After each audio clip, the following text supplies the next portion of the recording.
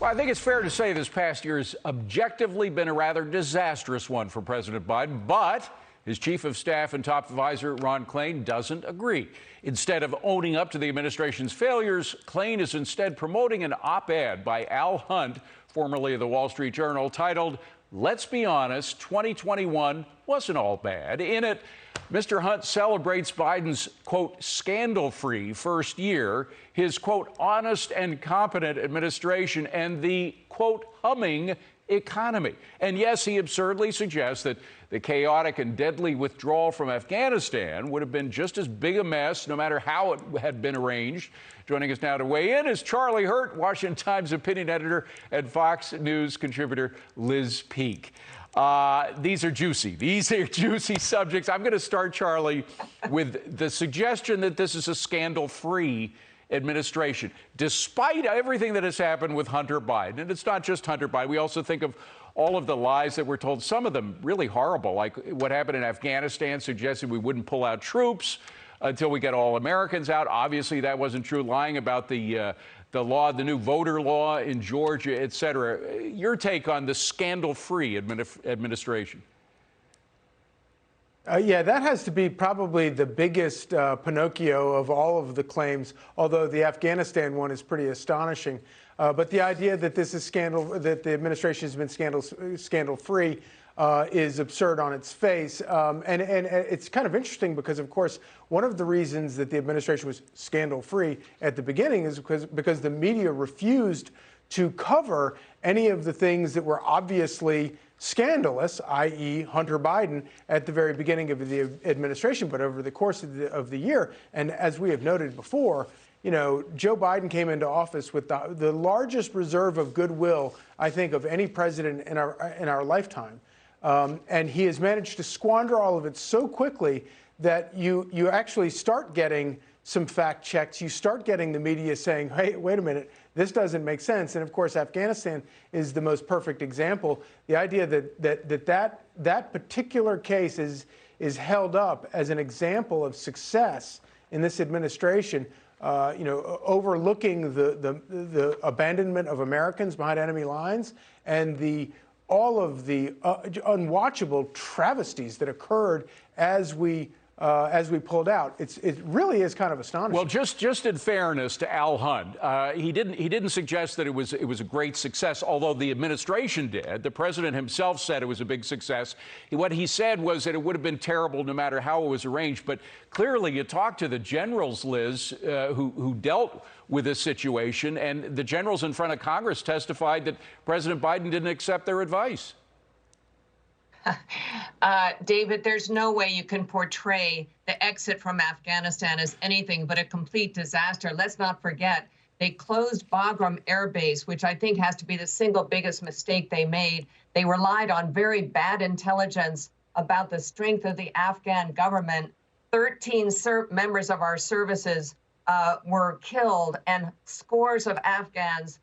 This was a disgrace, and all of our allies responded that way. So it isn't just people on the right in America who are appalled by the lack of planning, the lack of transparency, and the finger pointing. And by the way, David, to me, the worst thing, nobody got fired. Right. Nobody's job was lost. Yeah. That's appalling. And it was not scandal-free. I mean, if you lie about your intention to withdraw troops until you got all the Americans out and you don't have any intention of following through with that, that's scandalous in my mind. Liz, let me stay with you for a second, because Hunt also talked about a humming economy. And of course, that's not only, as Charlie was saying, not only does the administration say this, but the media do as well. And the media also tried to make people believe that there wasn't any inflation when it was clear to people who went shopping that there was. Your thoughts on the humming economy?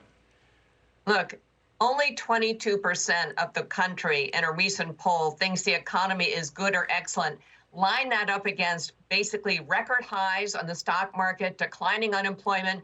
People know better. At the latest inflation data we had shows inflation running at about 7%. And here's the thing, David, it's not going to get better anytime soon. The very baby steps the Fed took, completely inadequate to turning around the soaring prices. We have wage price spiral now firmly in place. It's only going to get worse. The the growth in prices may not come down soon. But by the way, one of the things Hunt talked about was robust wage growth. In fact, through November, wage growth was negative in real terms. Yeah. People know that. That's why the polling on this is so terrible. Well, they're underwater because of inflation. Charlie, Yep. I gotta go to the cabinet. Talking about a competent cabinet. First of all, let's start as officially a member of the cabinet as vice president and her work at the border. You can talk about a transportation secretary who, in the middle of the worst supply chain crisis we've ever had, caused by transportation problems, he takes 2 months off. Then you have an energy secretary who can't answer a simple question about how much oil is consumed by Americans in the course of a day. I mean, you know, that doesn't sound like competence to me, does it? No, it really doesn't. And, you know, in particular, the situation with the energy secretary, you know, that clip of Jennifer Granholm not knowing how much a barrel of oil costs is shocking. Or rather, not knowing how much oil How much oil is is consumed? shocking, I think that was the question. Yes, and she couldn't answer that. Yeah. And the other clip that I think will be turned into the most devastating ad ever leveled against a sitting president will be the clip of Jennifer Granholm bursting into laughter when it was suggested that she be concerned or be able to do something about rising gas prices. I think that clip right there, you could turn that into 1,000 political ads against this administration. You know, we don't know what is going to happen in 3 years, whether Joe Biden's going to run again, how all that's going to play out. But that one clip right there, because there's nothing that reaches more deeply into people's wallets, and the media cannot lie about it. They lie about a lot of stuff. They can't lie about gas prices. This is the one time in my life when I've disagreed with you, but I would, Liz, suggest that there's one other clip that would beat that one, and that's the clip from Biden in the debate with President Trump saying that any president who had 200,000 people dying from this disease on his watch should resign. And now there are twice that number of people who've died on Biden's watch. Yeah, with vaccines available, David. I mean, and a whole year of experience in terms of what kind of therapeutics might work and what kind of treatments might work.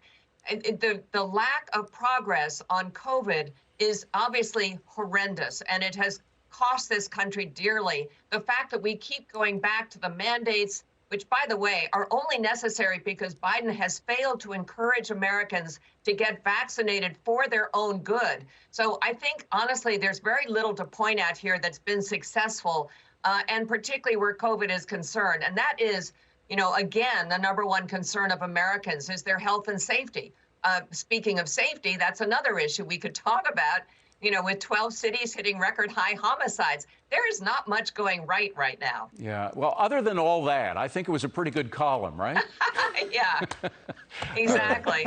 Charlie, Liz, what a pleasure to see you both. Thank you very much for coming in. Appreciate it. Great to see you. Thank